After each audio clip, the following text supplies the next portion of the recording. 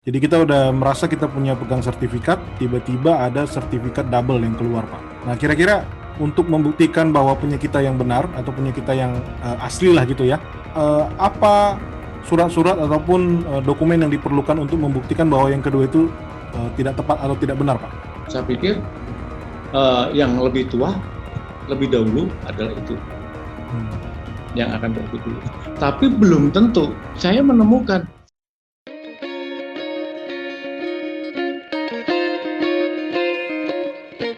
Halo Tagarians, kembali dengan saya Yosi Girsang dari Tagar TV dan Tagar ID. Terima kasih untuk tetap bersama dengan kami dan setia untuk membaca dan menonton, mengikuti berita-berita yang kami sajikan, baik itu melalui tema-tema ataupun topik yang memang sedang hangat dibicarakan di kalangan masyarakat kita.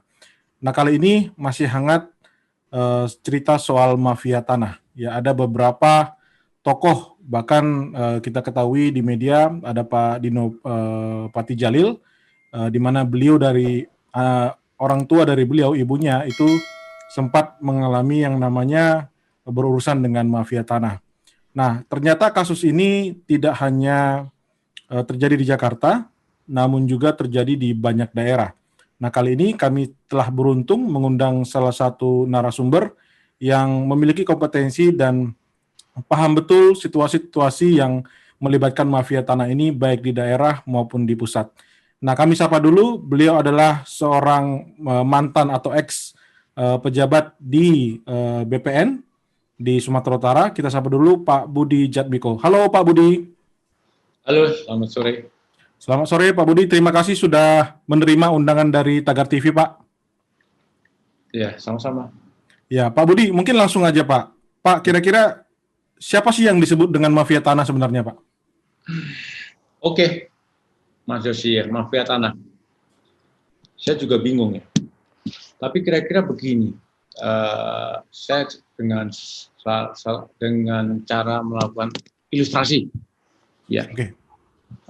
Ilustrasinya begini, ketika saya berniat investasi di tanah, kan begitu, berniat melakukan investasi di tanah, saya kumpulkan tanah, saya beli tanah-tanah, lalu otomatis harus ada kekuatan pembuktian yang kuat bahwa itu tanah saya, lahan saya.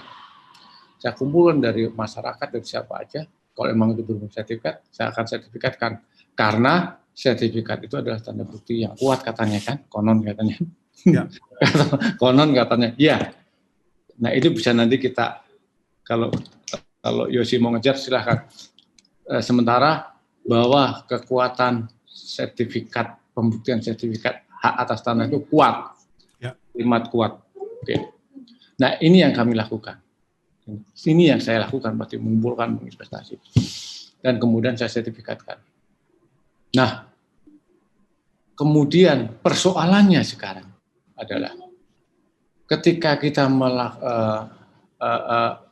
melakukan legalitas atas tanah itu, ya, sah menurut hukumnya, yaitu sertifikat.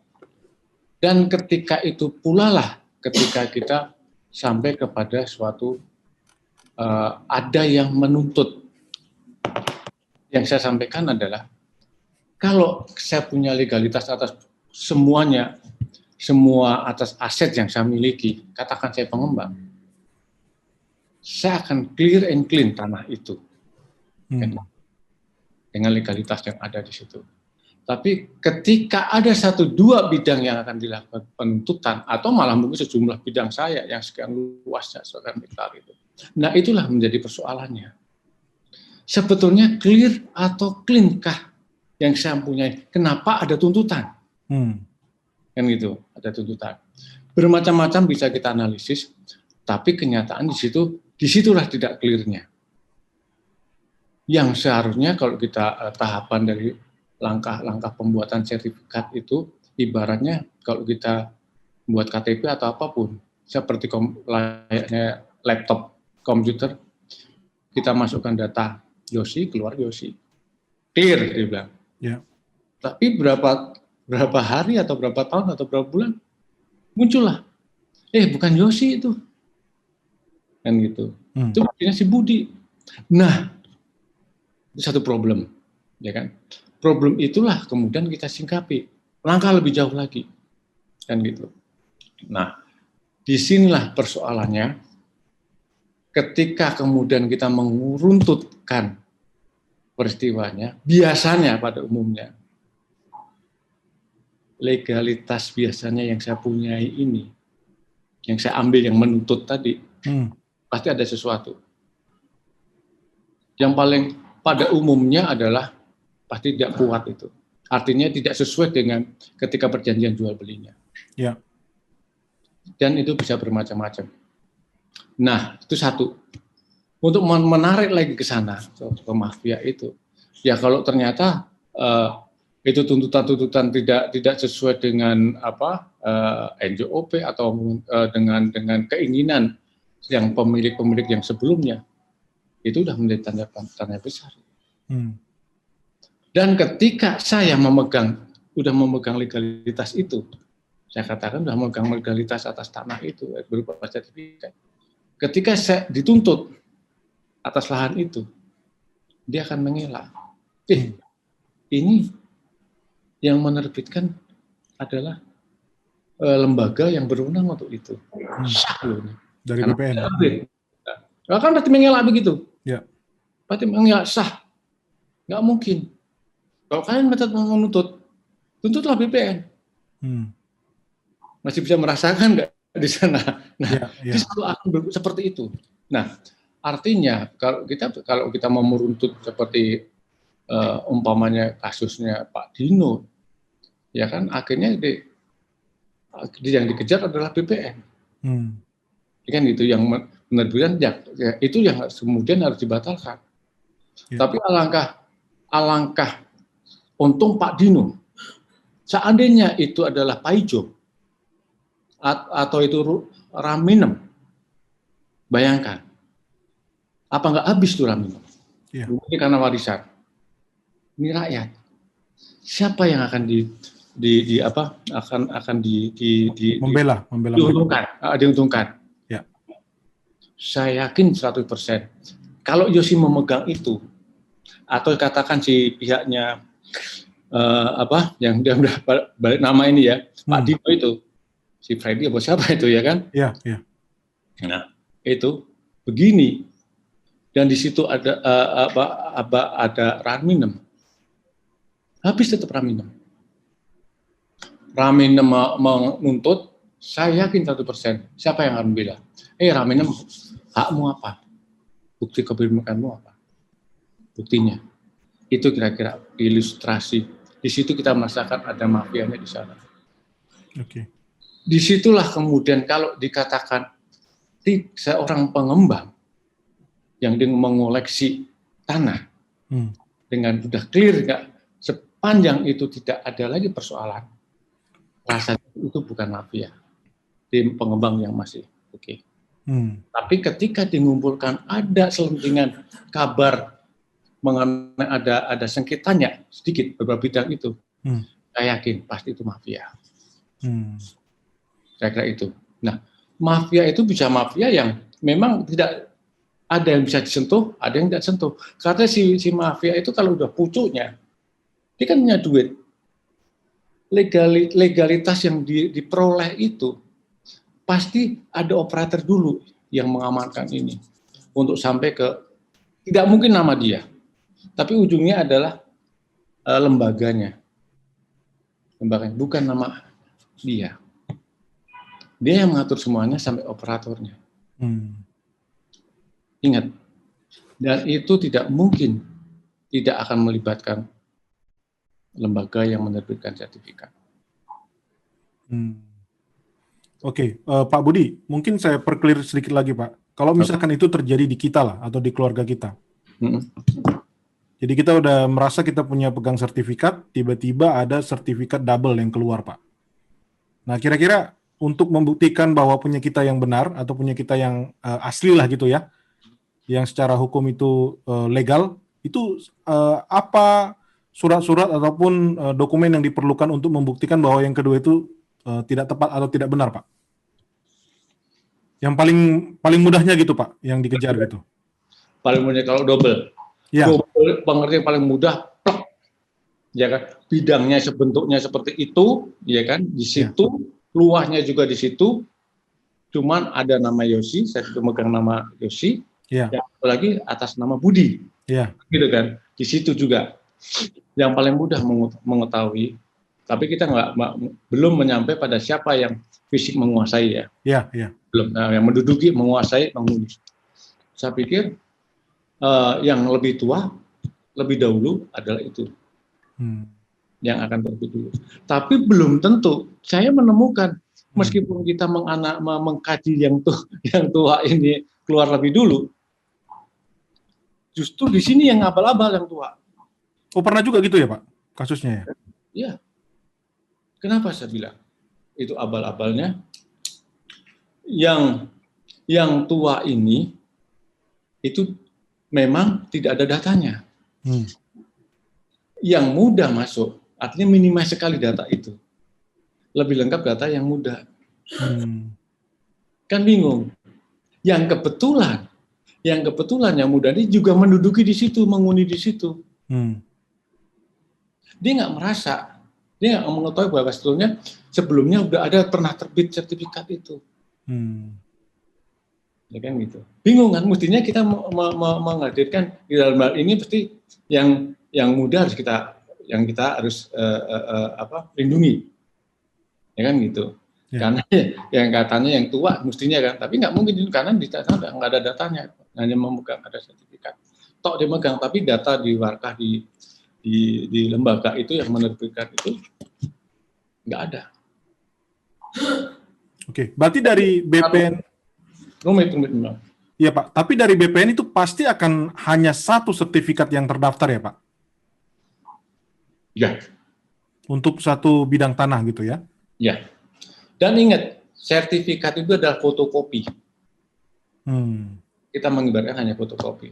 Yang benar-benar namanya bahwa kita punya hak atas tanah, dokumen hak atas tanah, itu namanya buku tanah.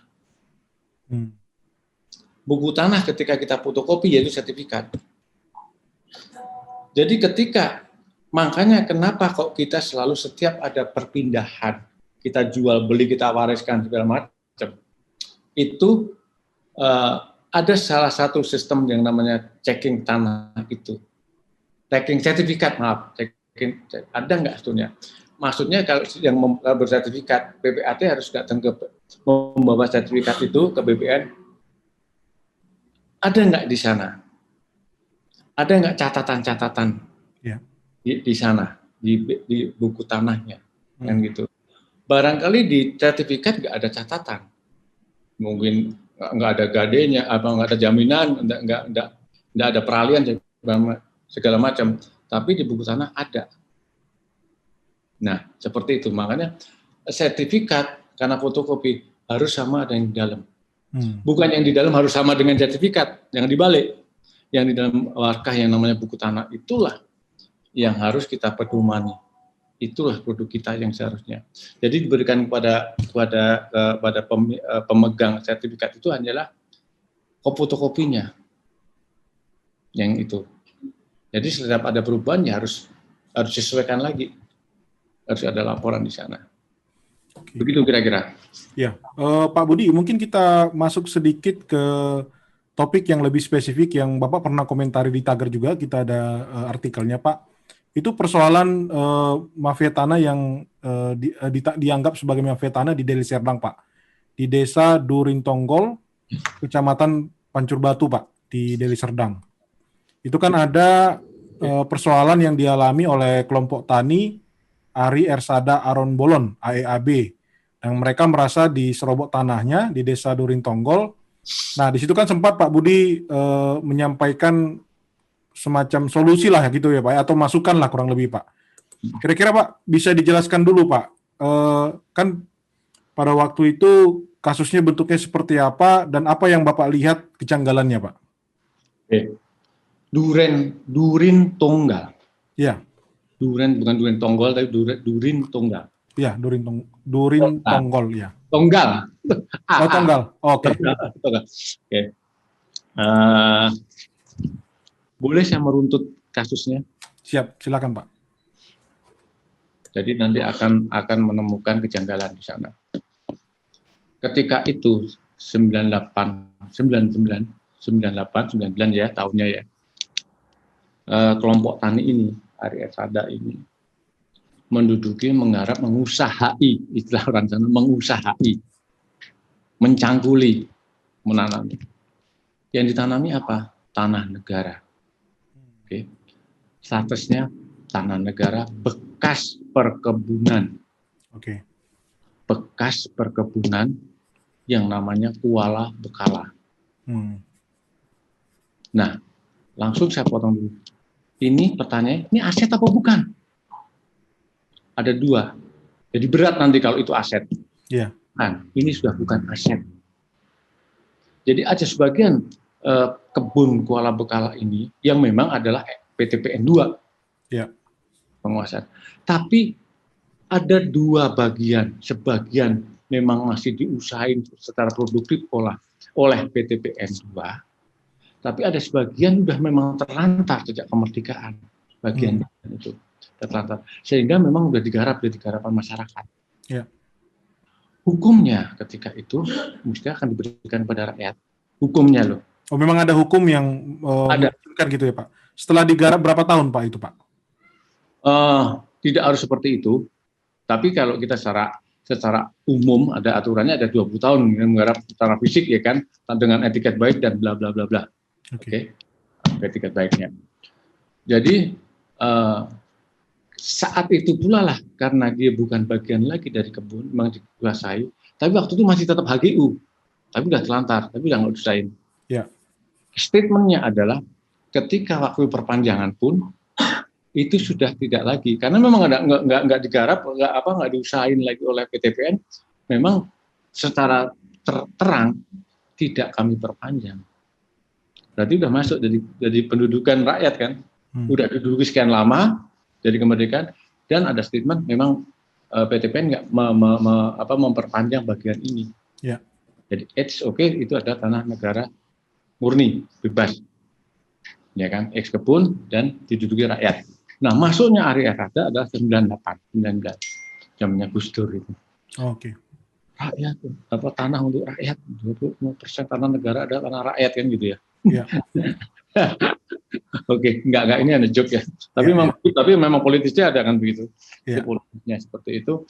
Sehingga setelah dimasuk ke sana sekitar kelompoknya ada sekitar 400-an ya. Dan kelompok 400-an ini menguasai, menggarap lahan itu adalah sekitar 102 hektar. Ya, 102 hektar. Oke. Oke, 102 hektar. Nah, sepanjang perjalanan waktu, katakan sampai sekarang, oke, poinnya ada sampai sekarang, terus sengketa ini ya. Nah, 102 ini tahun 2007, 2008 terjadilah tragedi bulldozer pertama masuk. Bulldozer pertama masuk. Ya. Ya berebut. Ya berebut, tanah negara berebut. Tapi waktu itu belum ada orang yang merasa mengakui dia merasa punya hak. Ya. Itu dia juga belum punya hak. Belum ada. Adu kuat aja secara politis. Memang ada yang mati. Nah, tinggallah emak-emak itu, emak-emak ini, cara emak. Nah, 2007 akhirnya clearnya adalah apa? Bukan emak-emak, si bapak-bapak ini, ya kan, yang tragis ya, itu bisa kayak perang aja, sampai 72 hektaran dihantamnya. Bisa bertahan sisanya tinggal 30, kira-kira gitu pertahanan itu, maju mundur ya perangnya kan. Perang itu maksudnya, bisa digambarkan seperti apa Pak? Jadi dengan preman atau apa gimana Pak? Ya katakan preman. Jadi si kelompok tani ini mereka bersama-sama yang tadi Bapak bilang ada sekitar 40 orang. Kalau anggotanya kelompok tani itu 400-an. Oh, 400. Kemudian mereka berperang baik secara fisik gitu ya Pak ya? Fisik, benar-benar fisik. Jadi kayak saling mohon maaf nih, perang pukul-pukulan senjata gitu ya Pak? Sampai ada yang mati tadi Bapak bilang ya? Ya, itu konflik agraria seperti itu kira-kira dari Wow. zaman. Oke. Seperti itu ceritanya. Sehingga itu memang akhirnya kalah sih. Kalah.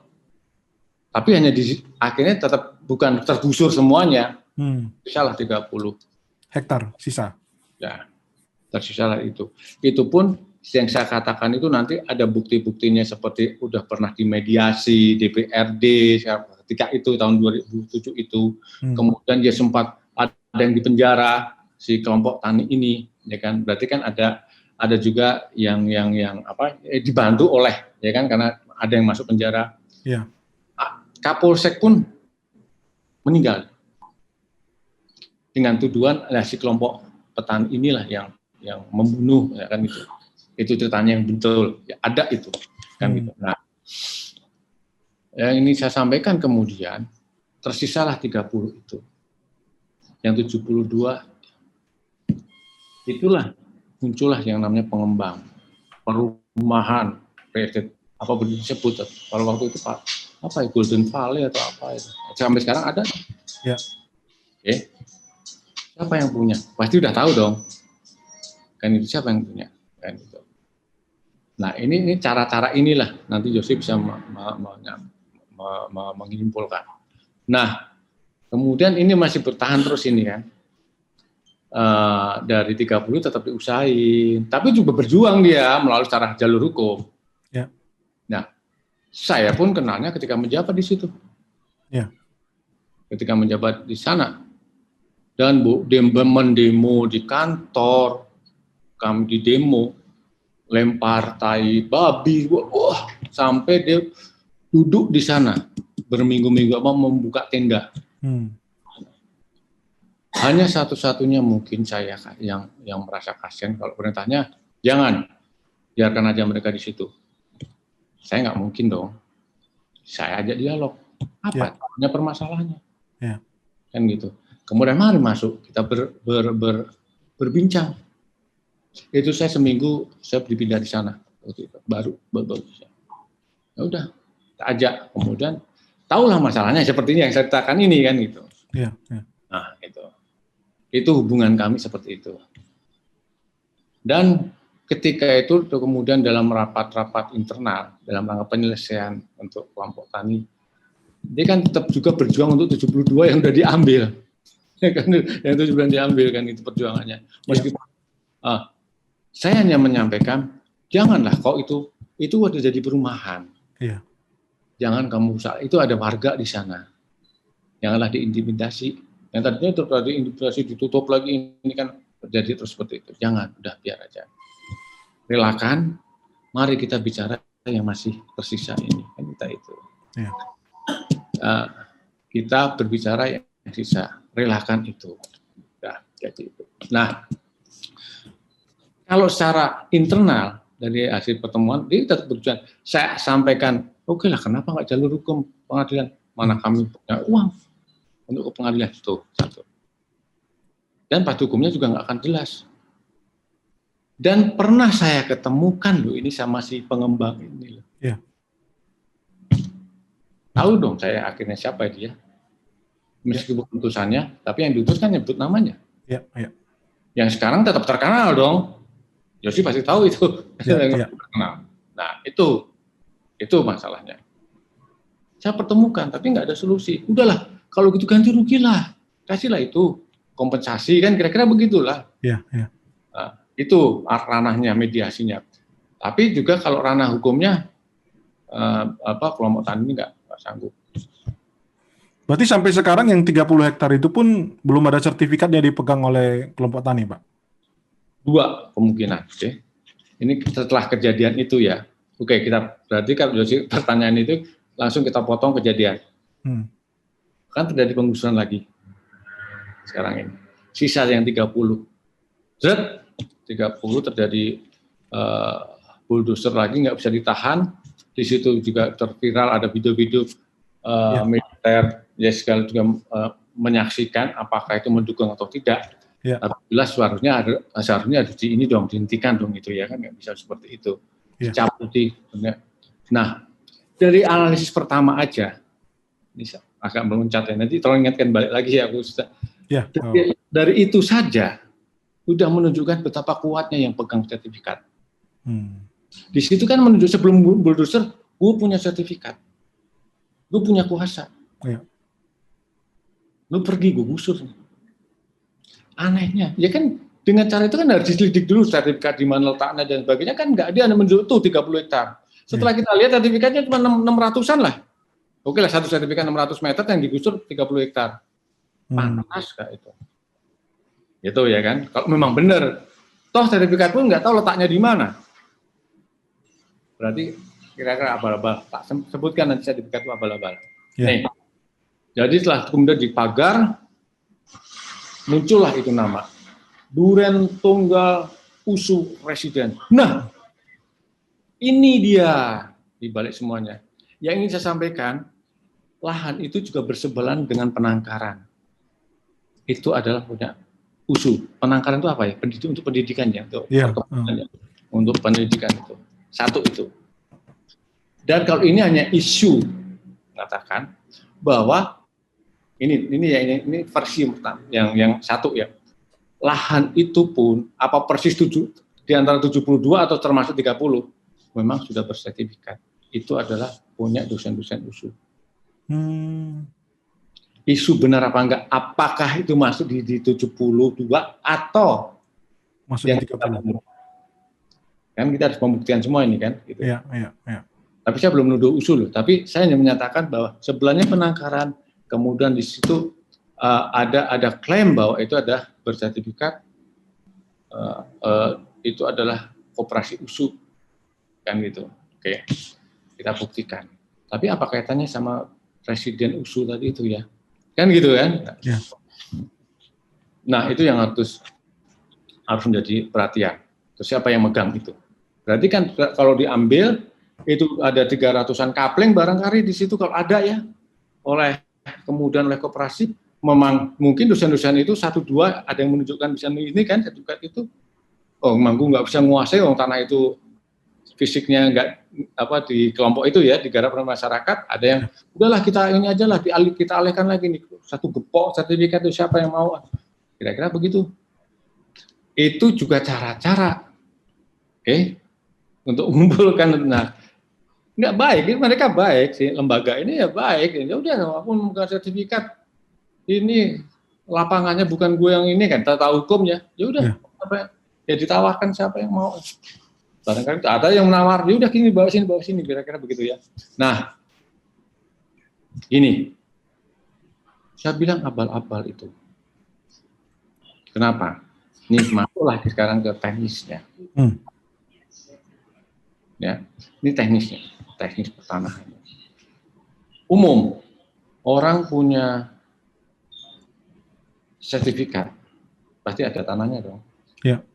Atau punya tanahnya, ya mestinya tinggal ngajukan permohonan sertifikat. Oke. Persoalannya secara kasat mata, si kelompok tani menguasai nih, karena kejadiannya sampai sekarang kan. Ya. Ada sertifikat yang ditunjukkan itu lahirlah tahun 2007, 2008, 2009 lahirnya terbitnya. Itu, sorry Pak, sertifikat itu lahir 2007-2008 atas nama pengembang. Nah, ya siapa-siapa nggak tahu. Kalau yang ini kan ada namanya. Ya. Kan ada, kita ketemukan sertifikat itu yang ditunjukkan itu yang bulldozer itu kan. Ini ya. Kita tengok lah itu. Kapan terbitnya? Gampang kan? Ya. Terbitnya adalah sesudah tetap dalam penguasaan ya, secara fisik itu adalah kelompok tani. Di mana kita selidik? Kita hanya menanyakan, tahun itu kalian masih menggarap apa enggak? Ya. Atau kalian kemana? 24 kami ada di sini, menguasai, menggarap, mengusap, dan sebagainya, kan? Menanami. Oke? Kalian tahu nggak ada orang yang datang ke situ, atau petugas ukur atau aparat datang? Nggak ada satu. Oke? Mungkin aparat atau petugas gini. Kenapa saya sampaikan ini? Karena kalau orang mengajukan permohonan, kan orang harus membawa petugas ukur untuk melihat tanahnya yang mana yang akan kalian ajukan sertifikat. Yang paling gampang kan itu. Ya. Kemudian tolong, ini asas kontradiktur delimitasi. Wajib adanya ini yang saya sampaikan keterangan. Tolong kemudian kalian batasi, beri tanda batas ujung-ujungnya. Ya. Batas kalian letaknya persis di mana, batas-batas batas yang kamu taruh patok-patok itu, patok sementara lah, jangan ini ya, atau dari mana, dari apa, dan ada kesepakatan dengan tetangga berbatasan, baru kamu patok. Tetangga berbatasan harus mengetahui sebagai saksi, termasuk aparat kepala desa harus ada di situ. Ya, ya. Itu adalah prosedur wajib, kan gitu. Baru kan dilakukan pengukuran, kan itu. Ya. Jadi datang ke fisik, belum lagi setelah ada pengukuran itu si petugas itu pulang, datang lagi tim untuk membuktikan bahwa sudah pernah diukur dan memang itu batasnya dan tidak ada masalah sengketa. Itu tim loh. Ya. Tim itu dari BPN maupun dari aparat. Ya. Minimal petugas dari desa. Nah kalau itu ada, terpikir nggak kalau itu bukan abal-abal? Artinya bisa aja dibuat di meja. Iya, karena kalau memang mereka datang ke lapangan mengecek pasti ketemu dengan kelompok tani yang menyatakan bahwa mereka masih menggarap tanah tersebut, kan gitu Pak? Yes, itu yang ingin saya sampaikan. Artinya bisa nggak kita katakan bahwa kalau tadi harus ada keterlibatan BPN dan tadi aparat desa, bisa nggak kita katakan kalau itu abal-abal, berarti ada oknum yang terlibat di sana Pak, dari BPN maupun dari aparat desa Pak? Exactly, pasti. Nggak mungkin tuh. Dan ini yang harusnya menjadi salah satu yang harus diperiksa lah kurang lebih itu Pak, bagian yang harus diperiksa oleh aparat hukum gitu ya Pak ya? Ya, sepanjang itu, kenapa aparat hukum selama ini tidak pernah memeriksa itu? Sepanjang dia menguji, ini kan berapa kali dia angkat bendera sertifikat itu, selesai mereka. Harus pergi. Aparat di belakangnya. Oke, pasti kan? Contoh, itu juga ada kasus bahwa pernah juga ada kasusnya di penjara kan? Itu ketua kelompoknya Martin Sinulinga itu. Iya, iya. Bagaimana bisa memutuskan pengadilan? Dia hanya ada orang menyampaikan ke pengadilan itu menyerobot tanah saya, ini bukti saya punya, tapi nggak tahu letaknya. Dan diputus oleh pengadilan salah itu, yang mencangkuli itu. Bisa yang mana? Kenapa? Ada mestinya ada protapnya dari pengadilan pun mestinya datang kan ke lapangan suruh nunjuk yang mana. Itu pun nggak ada. Saya tanyakan ada nggak sekarang petugas pengadilan untuk pengadilan lapangan untuk di mana saksi? Dan itu pun tidak ada ya Pak dari pengadilan. Nggak ada. Berarti artinya yang Bapak bilang tadi ya, kuat sekali pengaruhnya dari berbagai sisi ya Pak ya. Artinya kalau masyarakat yang tidak punya, yang ekonominya susah ya kita tahu sendiri pasti berhadapan dengan oknum-oknum ini ya nggak bisa apa-apa gitu Pak ya. Contoh, sampai saya bilang, contohnya ini, dikatakan saya punya di kampung ini kan belum bersertifikat, sudah kami duduki sekian puluh tahun kan gitu. Kemudian ada orang yang mengibarkan sertifikat itu, tergusurlah kami. Nggak ada perlawanan untuk kami. Adil nggak itu? Satu Kota Medan saya sertifikatkan bisa, ya kan? Saya buatkan sertifikat. Tergusurlah semua Kota Medan. Berarti kalau begini gimana Pak? Harusnya solusi harus ada backup dari ini dong Pak, pemerintah Pak, yang harus membantu rakyat kalau ada situasi seperti ini Pak. Nah, karena kan rakyat otomatis mau berjuang dari sisi hukum pun pada akhirnya akan tergusur, akan kalah gitu Pak. Kasus yang kita cerita ini hampir 100% terjadi kasus ini adalah tanah-tanah negara. Tanah-tanah yang digarap dikuasai oleh negara atau belum ada haknya. Karena berbeda, kenapa harus Sumatera Utara? Ini yang Yusi harus tahu.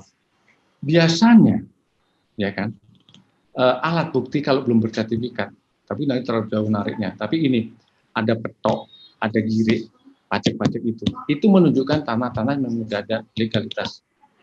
tapi belum sertifikat kepemilikan, ya kan? Baru nanti akan diganti oleh sertifikat diajukan permohonan. Lah, itu berarti tanah hak. Berarti lahan itu dianggap secara politis. Kenapa keluar petok? Sedikit aja. Dari dulu kita itu masyarakat kita menggarap tanah kita.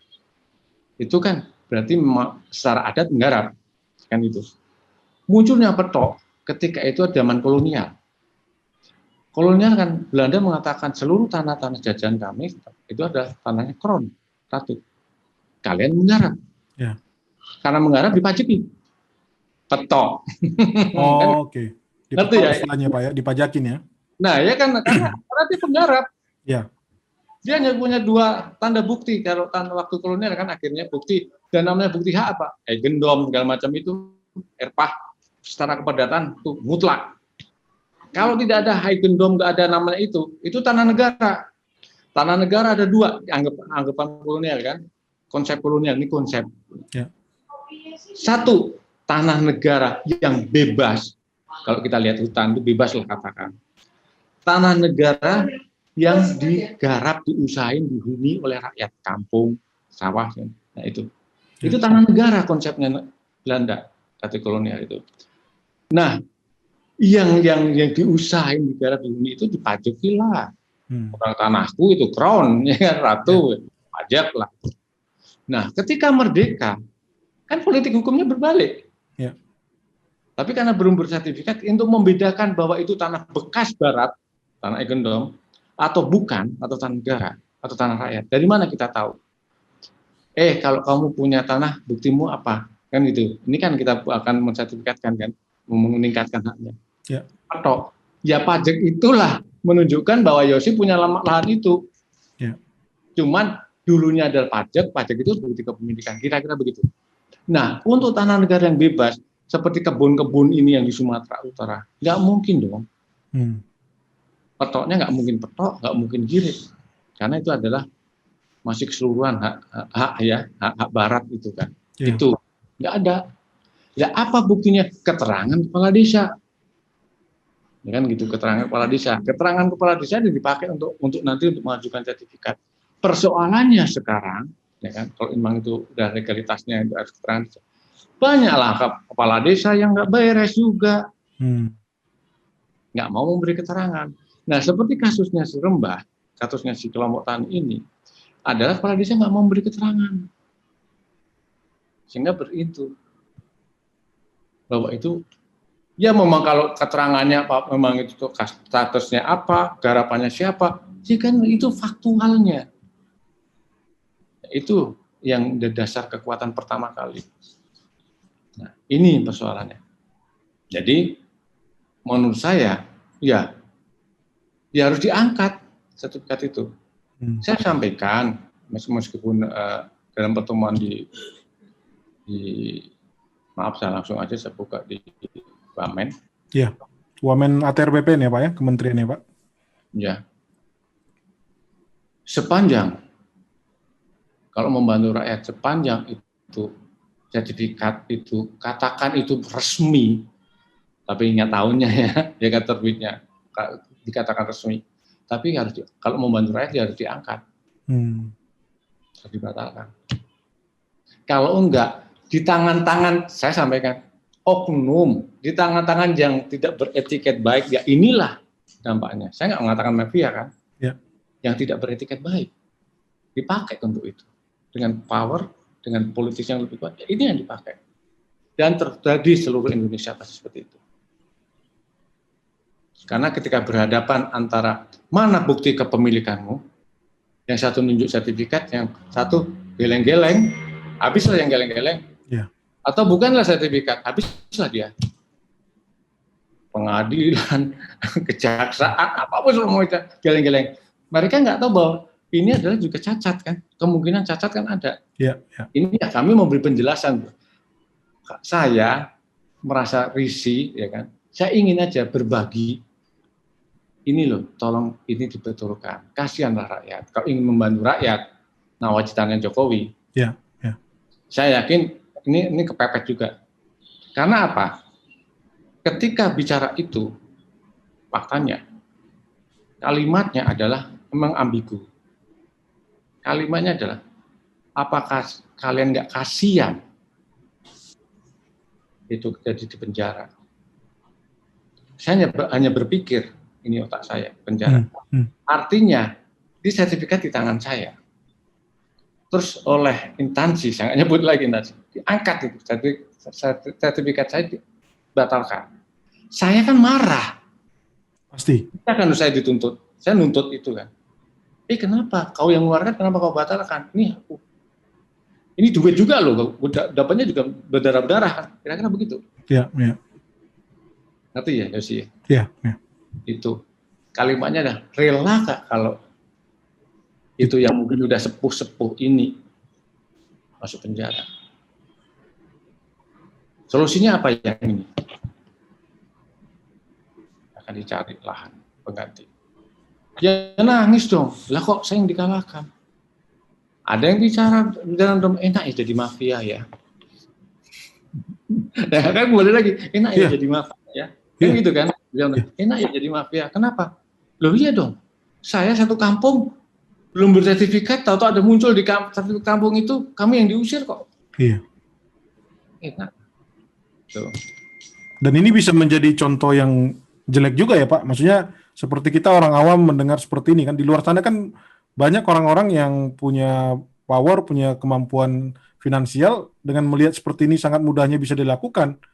Ya itu bisa menjadi contoh-contoh yang nggak baik juga ya Pak ya. Tipis kan? Nanti saya langsung lihat, tipis kan antara yang beretiket baik, seorang pengembang yang clear, seorang mafia, pengembang mafia. Ya. Tipis banget, tipis sekali. Itu masalahnya. Itu aja. Ketika berproses, siapa yang itu? Nggak mungkin nggak tahu. Nggak mungkin lembaga nggak tahu yang menerbitkan. Kan gitu. Nggak mungkin nggak tahu. Justru terlibat. Saya punya kasus.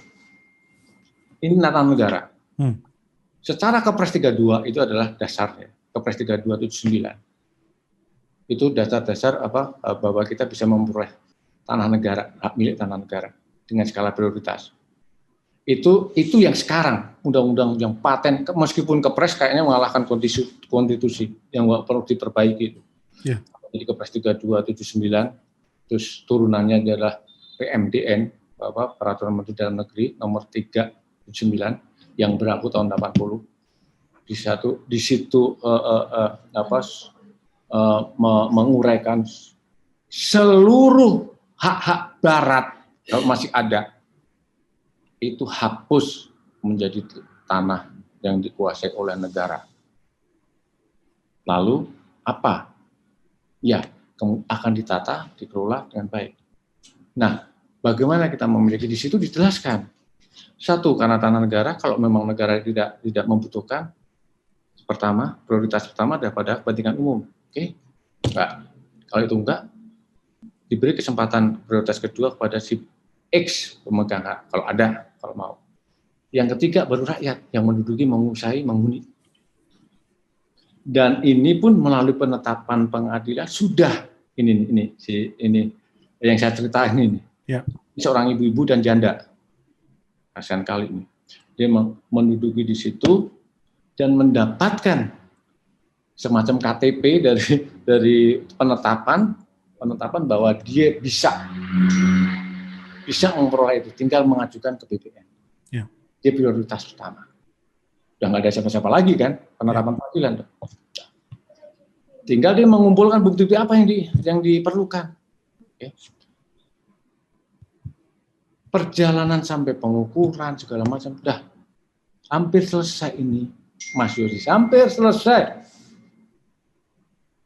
Apa yang terjadi?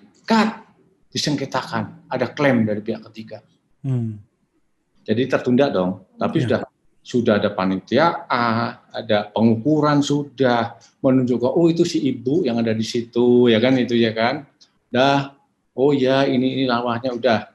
Kemudian ada kesepakatan ada kepanitiaan, dan itu juga si Pak Lurah pun naikkan, Pak Camat juga naikkan, membantu tuh, lihat sampai segitu udah bersih tuh 100%. Terjadilah sengketa itu. Tuntut pengadilan, kalah situ. pihak ketiga ya. Ya. Oke, kalah. Toh kalau dia seorang kepentingan negara, meskipun seandainya itu negara membutuhkan, si ibu harus pergi kan, Ya. kompensasi kan. Ya. Belanda pun bukan seperti itu, rekognisi itu selalu ada di dalam hukum apapun. Jadi yang menggarap menurut saya pasti akan diperlukan. Apalagi ini swasta, kompensasi kan. Ya ada pula itu. Jadilah sertifikat atas nama ini. Si ibu tetap di situ. Bagaimana dia lembaga yang berwenang untuk membuat sertifikat apa nggak lihat itu? Kan akan ditanya. Protapnya pasti nanya, ibu apanya si bapak ini atau perusahaan ini? Enggak Yosi, janda Yosi, anak 3 gitu. Sampai dia meninggal Yosi, sampai sekarang. Waduh. Sampai memperjuangkan. Tuh. Nah, cuman saya lihat ada abal-abalnya di mana. Sampai saya bisa nguraiin ini. Saya menemukan SK pemberian haknya. Dari situ ada. Kok nggak ada kompensasi ya? Kan ada menimbang ini kan bla bla bla bla. Dan kemudian saya lihat ada hasil ukur. Siapa yang mengajukan hasil ukur? Jadi itu semua data berkas itu tanpa nama ibu. Sertifikat nama itu. Kan masih juga kan, nggak selalu Tuhan tuh hadir kan, masih ada peluang ya. Mau nggak siapa yang mau buka itu? Saya udah sampai ke Menteri Kumham sebelum Pak Mahfud. Ya. Saya uraikan itu. Saya hanya satu minta political will. Saya nggak mau udah jadi gedung besar itu, ya kan, nggak jadi gedung besar itu. Enggak, jelas masa dirubuhkan. Ya. Dan kalau enggak, kompensasinya yang belum diberikan. Itu yang kita minta. Gitu loh. Loh kok alasanmu? Ini loh, kronologis. Nah, ini kan kita ceritakan cacatnya. Ini loh. Apapun kan harus ada kompensasi. Tapi toh itu pun sertifikat saya anggap cacat ini loh terbitnya. Tapi itu enggak mempersoalkan mau cacat mau enggak. Tapi yang saya tuntut karena di situ belum ada kompensasi yang diberikan. Saya hanya membantu itu. Gitu. Oke, aku berhadapan dengan ATR. Ya mental. Enggak jadi. Oh, jadi akhirnya ya. Terus ini udah masuklah ada yang bisa menolong lagi. Kita tetap minta bantuan yang punya politik kuat yang akses dengan presiden dan sebagainya. Dan masuklah itu militer. Pol itu dah. Pokoknya Pol itu Pol. Akhirnya cuma apa dia? Yaudah nanti tak mintain. Tapi namanya apa ya? Namanya kerohiman. Oke lah, nggak apa-apa. Nggak apa-apa. Jadi karena kenal. Karena ketika itu dia menjabat di situ, militer di situ, dan kenal baik dengan si ini. Tahu persis. Jadi masih berhubungan biasa kan itu. Jadi ada ngobrol-ngobrol nanti sampaikan. Tapi ketika itu pun juga dia juga tahu. Dia juga pernah marah yang punya sertifikat ini. Tuntut tuh BPN. Saya kan dari BPN. Kenapa saya udah tua ini? Hanya sembahyang di wihara gitu ya. Udah mungkin mau udah bertobat lah kira-kira gitulah. Apa yang dilakukan masa lalu itu udah anak-anak lah. Udah dibersihkan kira-kira mau membersihkan diri itu. Oke. Tapi kok kerohiman oke lah. Tapi jangan coba-coba mengganggu saya. Kalau bicara hak saya. Ini buktinya, kan begitu dia. Ya. Tapi kalau mohon kerohiman ya serilah saya dong. Nah kira-kira begitu. Tapi belum kejadian. Yang ingin saya sampaikan apa? Ngeri kan? Iya betul. Dan ini ngeri banget. Yang saya sampaikan ini cerita ini ngeri banget. Gitu loh. Dan ibunya mati, anaknya sekarang cacat, butuh pengobatan juga nggak bisa. Aduh. Dari mana itu? Nah, sampailah kepada tim mafia untuk memberantas ini. Saya sampaikan, itu yang kalian itu, yang sekarang lagi terpilih itu lihat dong track record-nya. Saya bisa membuktikan loh, percuma. Yang terpilih maksudnya gimana Pak? Yang jadi tim. Oh, jadi ini Satgas tim mafia anti mafia tanah. Ya. Kenapa Pak track record-nya Pak? Nah, ya harus. tapi saya nggak nyebut ya. Ya. Harus dong. Lihat dong, cek lagi si ini tim itu. Harus benar-benar bersih gitu ya Pak ya? Loh, iya dong, percuma dong. Apalagi dia terlibat. Saya nggak mungkin saya sampaikan di tagar dong. Tapi itulah kira-kira. Kalau yang diduga siapa Pak? Nah, ya janganlah. Nah, itu. Atau mungkin terkait dengan kasus apa Pak? Yang saya ceritakan ini. Oke. Yang saya ceritakan ini. Artinya nanti sia-sia juga atau akan berat ke depannya untuk benar-benar bisa melaksanakan tanggung jawab ini Pak ya? Ketika berhadapan dengan itu, kepentingan dia tersangkut, akan ada konflik interest, ada kepentingan di situ ya Pak? Ya dong, pasti dong, itu udah nyaman dong, habislah dia. Sepanjang ada, ya. Kalau enggak ya aman. Tapi bersentuhan dengan dia. Oke. Clue-nya ada, mau clue. Ya. Ada sekarang di penjara. Maksudnya gimana Pak? Di penjara siapa Pak? Ada anaknya. Nah, anak-anaknya jangan. Ada yang di penjara sekarang. Oke. Untuk melindungi dia. Anak-anaknya masuk anak buahnya Pak gitu Pak? Mungkin ya. Mungkin. Mungkin. Pak Budi bisa aja.